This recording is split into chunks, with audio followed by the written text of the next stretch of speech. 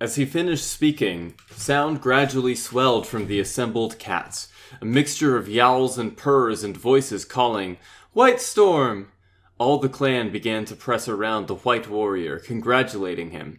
Firestar knew that he had made a very popular choice. For a few moments he remained on the high rock and watched.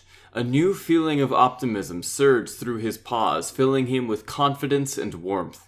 He had his 9 lives, he had the best deputy a cat could wish for, and he had a team of warriors who were ready to face anything. The threat of the pack was over. Firestar had to believe that soon they would be able to drive Tigerstar out of the forest for good. Then, just as he was poised to leap down and offer his own good wishes to White Storm, he caught sight of Darkstripe. He alone of all the cats had not moved or spoken. He was staring up at Firestar, and his eyes burned with cold fire. Firestar was instantly reminded of the dreadful vision in the ceremony, the hill of bones and the tide of blood that had flowed from it. Blue Star's words rang in his ears again. 4 will become 2, lion and tiger will meet in battle, and blood will rule the forest. Firestar still did not know what the prophecy meant, but the words were laden with doom. There would be a battle, and there would be bloodshed. And in Darkstripe's malignant stare, Firestar seemed to see the first cloud that would eventually unleash the storm of war.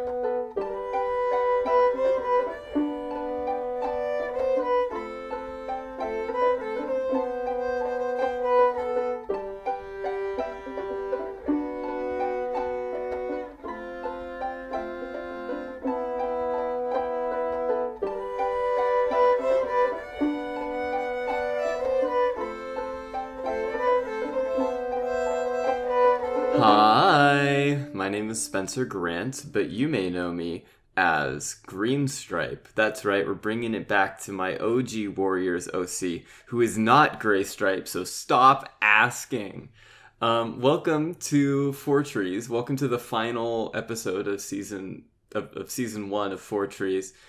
We've come so far. It's been heartwarming to watch our boy Rusty go from Firepaw to Fireheart, and now finally Firestar.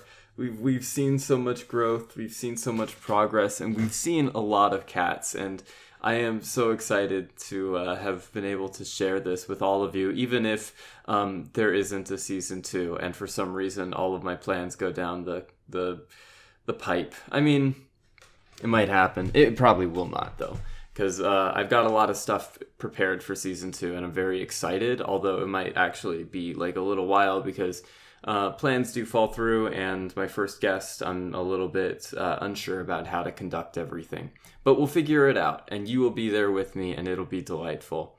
Anyways, this is Fourtrees, a Warrior Cats retrospective podcast. If you're listening to this episode, hi! And also you should, I hope you've listened to all the previous ones so that you have context for this, but this is The Darkest Hour, the final book in the Prophecies Begins, or the original Warrior Cat series. My name is Spencer. I am here. I'm drinking some hot chocolate. I know I've already spoken about my predilection towards hot chocolate once on this podcast, but since that's really important information, I'll go over it again. Hot chocolate is better than coffee. I am not going to say that people who drink coffee need professional help, but if you drink coffee, please contact me in private. I will give you the number of a very good therapist that I know, and I'm sure that they can talk to you about it. But like, seriously, hot chocolate, it tastes better. It has the same effect, but without like the issue of chemical dependency. And I'm like pretty sure, this isn't Warriors Cats related in case you can't tell, but I am pretty sure that coffee drinkers are all stuck in this like ridiculous sunk cost fallacy where they spent all this time getting used to like an acquired taste, and now they have to keep telling themselves that they were justified in doing so, because to admit otherwise would be admitting that you wasted all that time drinking garbage poison for no reason. And like, I know hot chocolate has more sugar.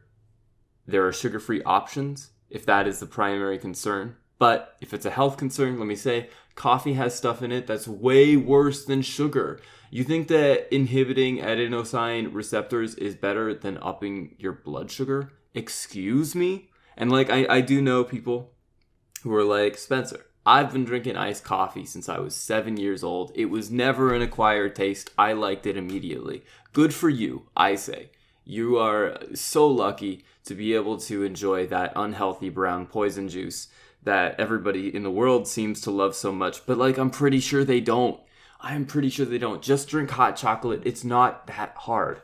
All right? Like, every time I see somebody younger than me in queue at Pret or Greg's, I don't go to Pret, but, like, I will pass by them sometimes. I want that to, I want that to be made well known. I am 100% a Greg's loyalist in this battleground.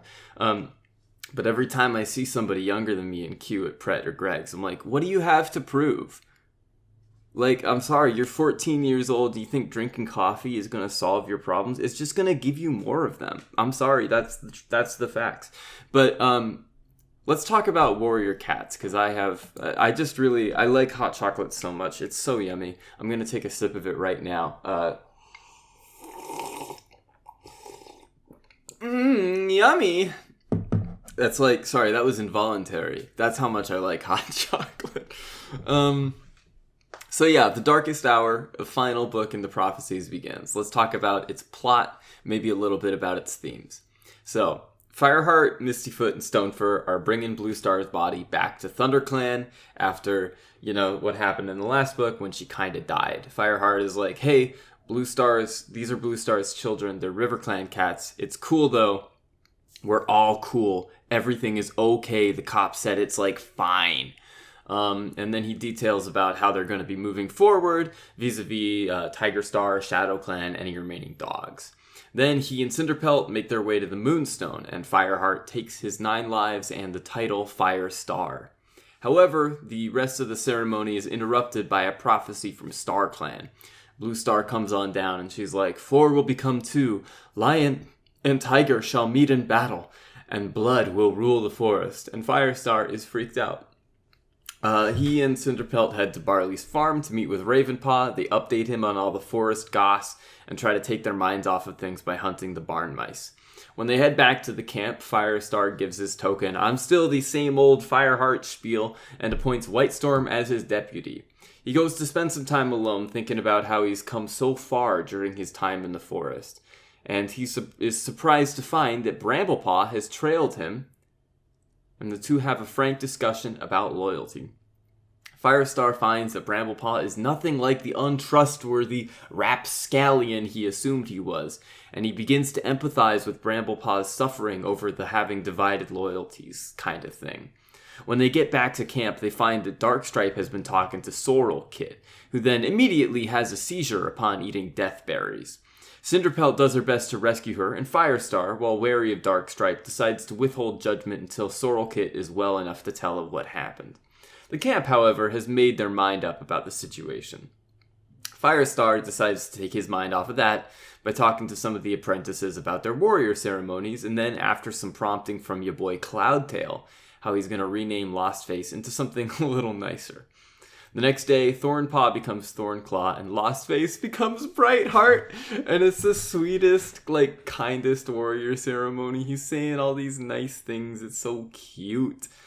Firestar checks in on Sorrelkit, who's like, yeah, Darkstripe tried to poison me. I'm Sorrelkit, by the way. This is my voice. Deal with it.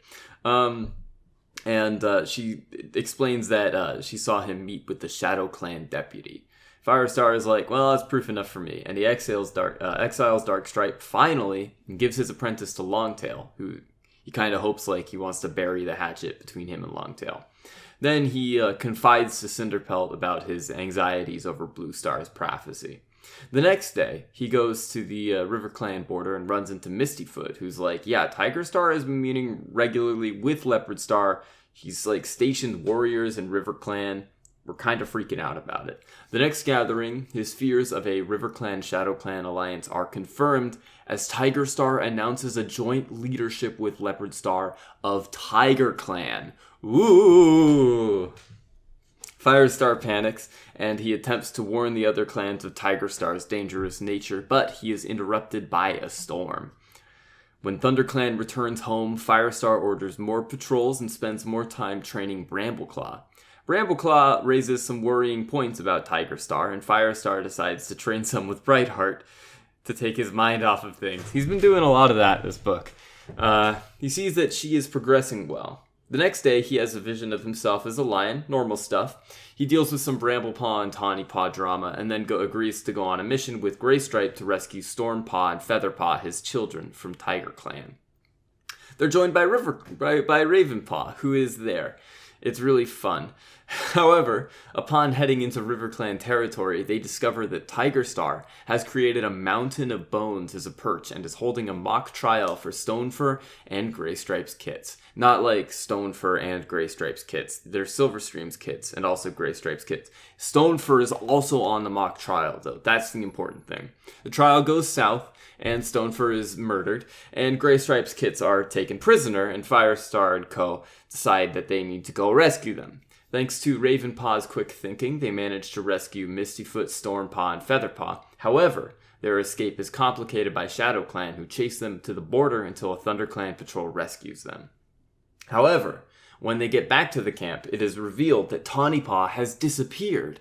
Firestar and the clan search for her, but they're unable to find her before Mudclaw of WindClan approaches the ThunderClan camp to report that TigerClaw clan has attacked WindClan's camp.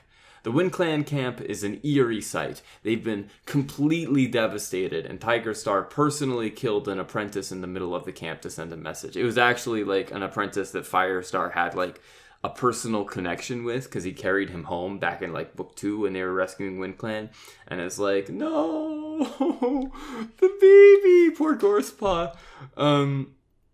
So yeah, they go to WindClan camp. Tallstar and Firestar are like, yeah, Tigerstar is gonna want us to join TigerClan. We're gonna tell him to go screw himself, and then they unite to drive him out. The next day, the clans all meet at Fourtrees, and Bramblepaw discovers that Tawnypaw has joined TigerClan. He adamantly refuses his father's offer to join him. Firestar and Tallstar go tell Tigerstar to go screw himself. There are a lot of repeated names, like at this point. There are so many clans and tigers and stars.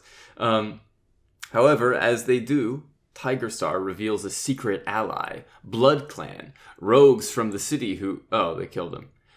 Scarge, the leader of Bloodclan, destroys all of Tigerstar's 9 lives in one attack, and then gives Firestar 3 days to ship out or die. Firestar organizes the clan to prepare, ensuring that every eventuality is taken care of. He's visited by Ravenpaw and Barley, who offer him some insights as to Scourge's influence and the culture of Bloodclan. After saying his farewells and tying up some loose ends, Firestar goes to RiverClan and asks that Leopardstar and Blackfoot join ThunderClan and WindClan against Bloodclan in the battle. They agree, and the next day, LionClan heads to Fourtrees. A battle explodes in the clearing, and cats from all clans fight to their deaths against Bloodclan. Graystripe kills Darkstripe, Bone kills Whitestorm, the apprentices kill Bone, Scourge kills Firestar.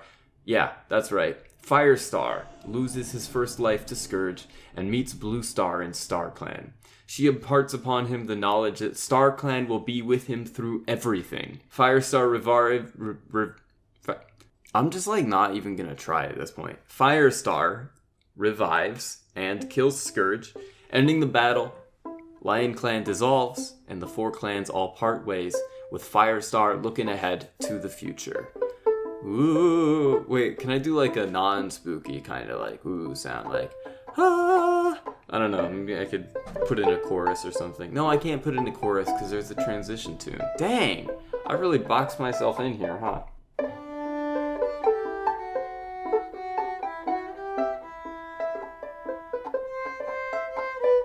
Alright, so there's a lot to talk about in this book.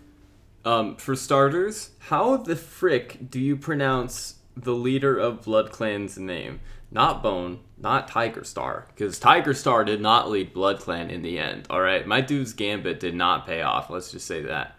I mean, like, the Scourge or Scourge or something. Like, I know in at least the nautical context to which I am used, I guess you would say Scourge.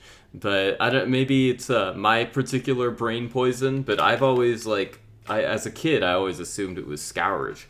But like as I say it now, it sounds stupid, and I probably never said it as a kid because I was one of the only people I knew who like actually read these books. And amongst those people, one of the only people who like thought about the canon to most respect. I think most of the other people I knew who like were into these books just kind of like the idea of having their own cat characters and our fan clans and stuff, which is, by the way, an equally valid way of enjoying warrior cats. Like, don't let that rain on your parade if that's how you want to be, because I'm pretty sure that there are a lot of Warrior Cats fans out there who don't remember anything from the canon and feel a little bit alienated that so much of the Warrior Cats discourse is predicated on canon and not like their RP groups or whatever, but I don't know. Hey, you guys ever look at the Warrior Cats adventure games? I used to think that they were like bad, but I have a friend who makes his own like TTRPGs, and he looked over them the other day and he was like, yo, this is like adorable. I don't know. I'm like, I've always been low key considering, I don't know, at least like running one of those scenarios might be fun. Maybe that'll be a fun podcast we'll do in season 2 or something like that. We'll run one of the Warrior Cats adventure game scenarios. That would be interesting. I feel like a D&D group we could try that out with, but we'll see. Whatever. Let's talk about the book.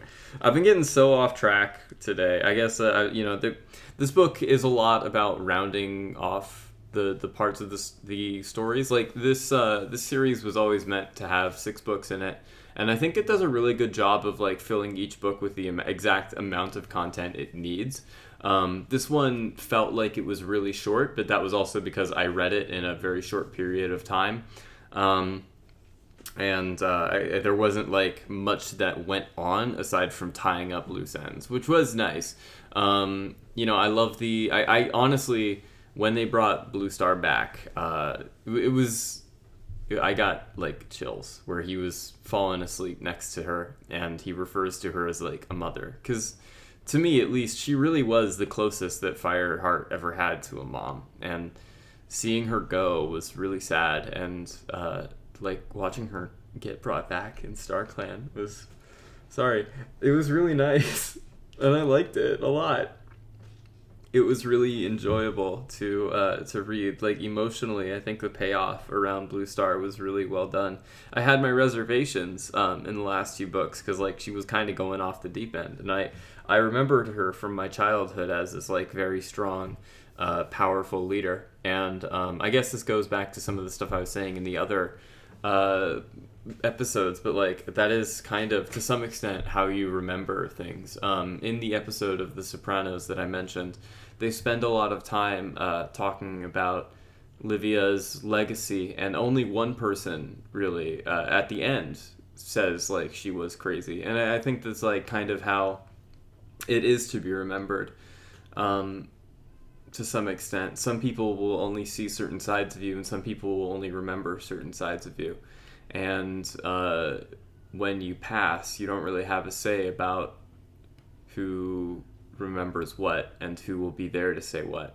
And I don't know, in Blue Star's final moments, first of all, there was the Starclan redemption, which was really nice. And I guess it was, partially seeing her back in Starclan at the height of her youth and power it was gorgeous, and I'm so glad that we got to spend this time with Blue Star. Seeing her die was heartbreaking, and it was nice that she's finally happy in Starclan with, Oakhart and stuff. But yeah, I really liked that portion. I also just love how much Fireheart loves his friends. There was this great passage from when he was about to go off to High Stones to become a leader that said he might have been leaving his old life behind, but he could take with him everything that was important. And it was just so sweet. I love the friendship between Fireheart and Cinderpelt in this book. It was really something special. I love that Cinderpelt is like, don't worry, I'll keep you humble. Like, even without Yellowfang around, she's still doing her old Abbott and Costello kind of act, which is just really nice. I think this is one part of the series that I really did like genuinely enjoy so much, was that you got like just the right amount of downtime and patrols spent with the characters that really matter to Fireheart. The relationships feel satisfying, and we have payoffs in the first few chapters, which is really nice. I feel like, I don't know, this could partially be me being old and no longer being able to form. I say I'm old. I'm 20. This could partially be me being no longer being a kid and having difficulties forming the same kinds of parasocial bonds that kids form with television characters. But every time I watch like a TV show now, it feels like we get maybe 2 episodes of genuine hijinks, and then like every other episode is like predicated on like, hey, we all know how this character has stuff like that. Wouldn't it be wacky if we subverted it? And it's like, you kind of have to vert something before you start subverting. Like, I understand you're trying to build a strong foundation for a character based off of the tropes that they exemplify in those episodes, but at the same time, you can't use the tropes as shorthand, because like, while it does to some extent work, I feel like I don't know enough about this character in particular to find it charming when they do these things that the trope says that they should, because you're not selling me a character, you're selling me a trope, and I just don't really appreciate that. I think Voltron was pretty guilty of that. Voltron had like a lot of, I don't know, the characters were really... I don't want to talk too much about like other fandom stuff, because generally speaking, I have my opinions and some people might have their other opinions, but I will say that like Voltron was cute and the show was kind of neat, but I didn't feel that attached to really any of the characters, and I couldn't tell if that was because I had no connection to them whatsoever, or if because the show didn't do a good enough job expositing about them. Because I don't know, I saw like a lot of stuff, people like really care about Voltron on the internet, and I was like, okay, that's cool. But like really the only character that I ever felt like close to and cared about was Karan. And yeah, he was the guy with the mustache. He was a comic relief character. Like, you know, I loved him. But yeah, let's get back to Warrior Cats. The relationships in these books are cool, and it's really nice that they will actually, like, outside of the action and the main plot of the books, like, there will just be a chapter about Fireheart going hunting with Sandstorm, and that's like it. It doesn't like serve much of a purpose aside from, you know, setting up the romance between the two, and also, you know, them being cats living in ThunderClan, you know, world building kind of setting. It's nice. Seeing Whitestorm chosen as a deputy was so heartwarming, you know. It's like, my boy, he's deserved this for so long, and, you know, he didn't even think he would get it, which is just kind of nice. I love Whitestorm. He's too humble, man. Seeing him die at the end was so sad. Like, getting the way they described him as this, like, pathetic, slumping, like, ball of blood and fur was really upsetting to me.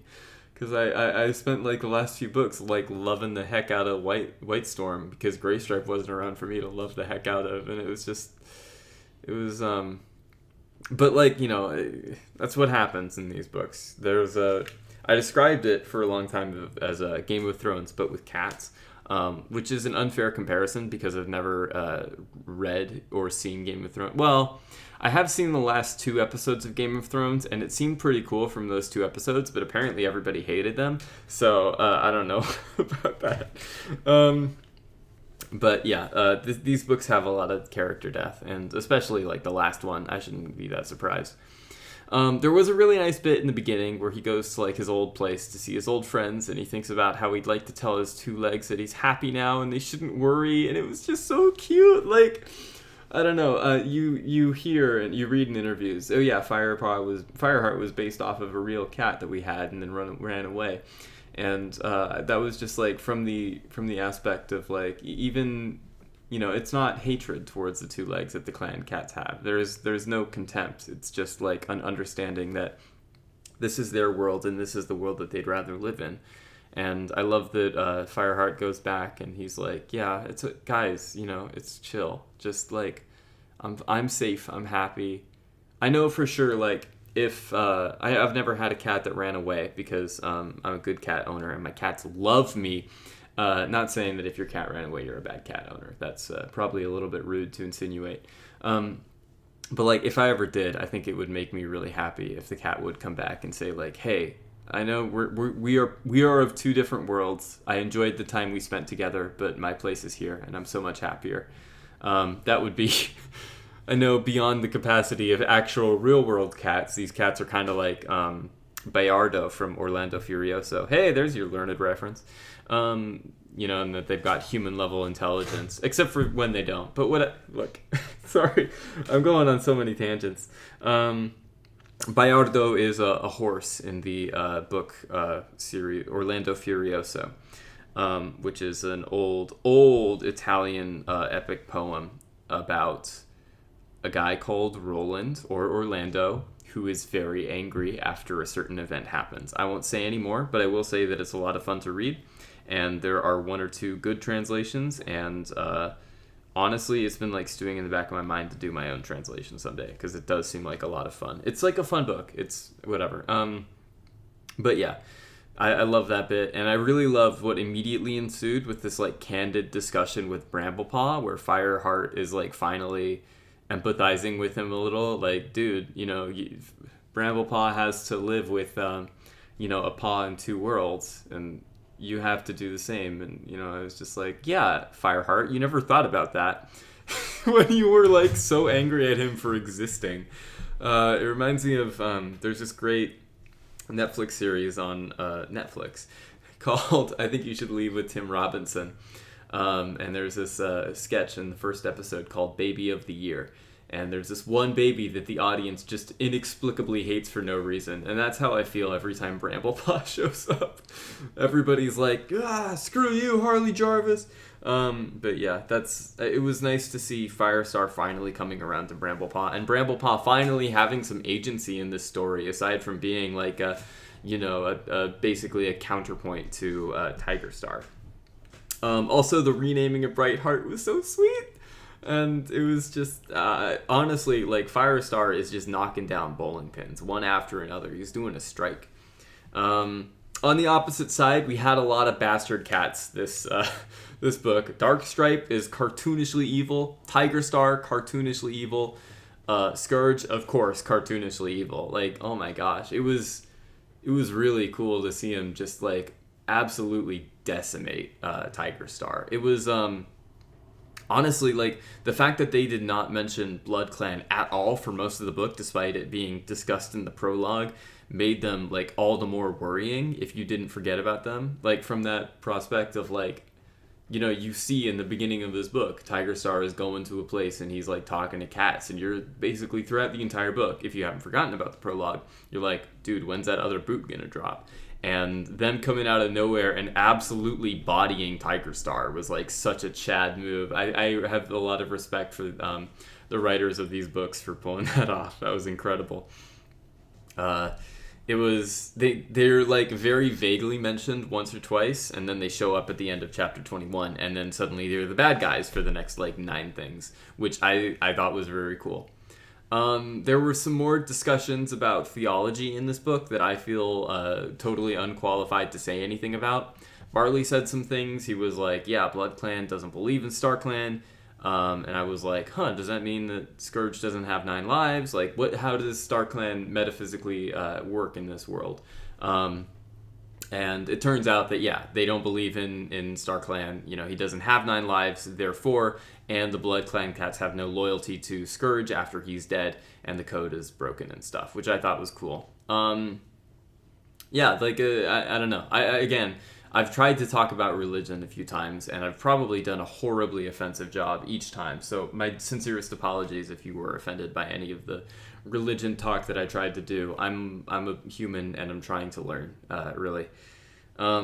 So it was kind of interesting to see, like, the Starclan angle, at least, like, in a world where Starclan is real, how that would manifest in this cat universe. White Storm says some interesting things. This is the last thing I'll say before going on to, like, the last bit.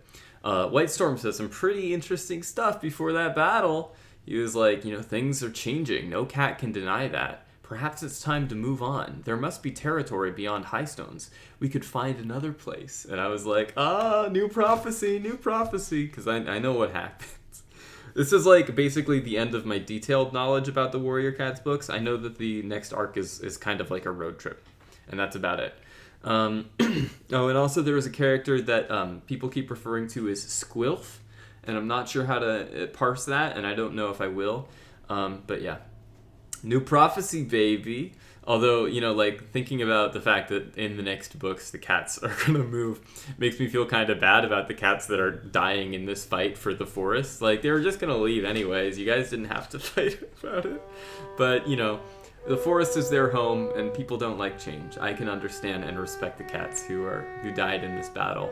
So let's just say a vigil for the ones that we lost. My boy White Storm, rest in peace. My boy Greystripe adding another kill to his kill count so far. Greystripe has killed a lot of cats. Like, I don't know if he's quite Tiger Star tier yet, but like, that dude has a body count. Let's talk about that sometime.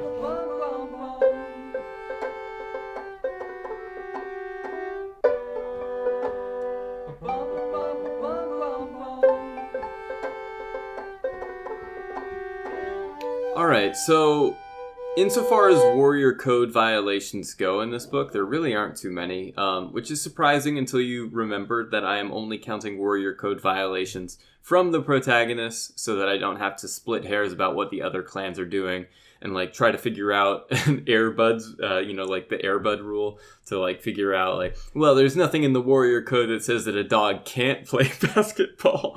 There's nothing in the warrior code that says that a cat can't go to the two-leg place and recruit an outside army of enemy cats. But there is something in the warrior code to say that you can't drive away clans. So that's a no-no, Tiger Star. But, whatever. Warrior code violations from our protagonist characters. Firestar trespasses into RiverClan territory with Greystripe and Ravenpaw so that he can find Greystripe's kits. Shouldn't have done that. That's against the rules. I'm writing you up for that. The other one is that there was fighting at the gathering, which is not good, It's against the rules, and I will call the warrior code cops. Which I guess are Starclan. I'm not sure about how those are really enforced. I guess it's the leader who enforces them, which makes it a little bit difficult when the leader is corrupt. But that's why Tiger Star was such a scary villain, I guess. It makes you think.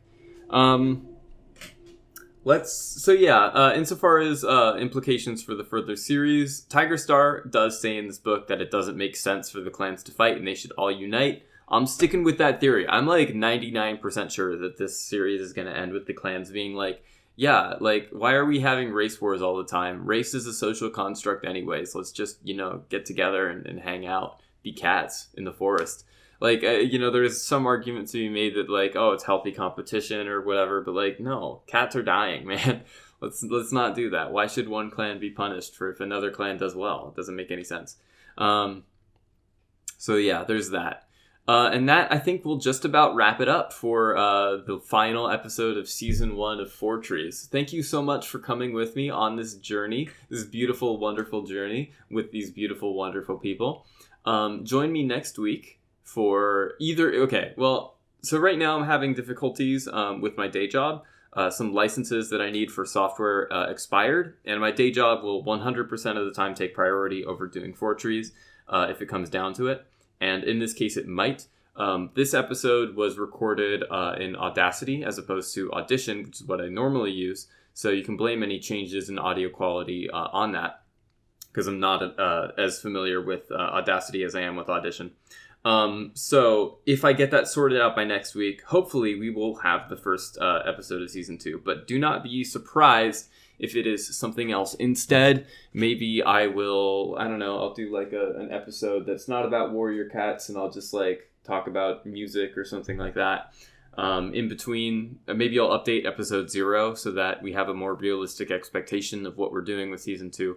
But that's kind of what I have for you this week. Thank you so much for joining me. It's really been an honor for all 8 of you to have come with me and talk about these warrior cats and these Fourtrees. Thank you so much for bearing with me being the only host. I promise I'll try to do my best to minimize the fact that I am the only host, and also try to do my best to figure out how to work with guests as soon as possible, but it will be a learning curve, just like everything is. So yeah, thank you so much. It's really been wonderful, and I will play myself out. Bye!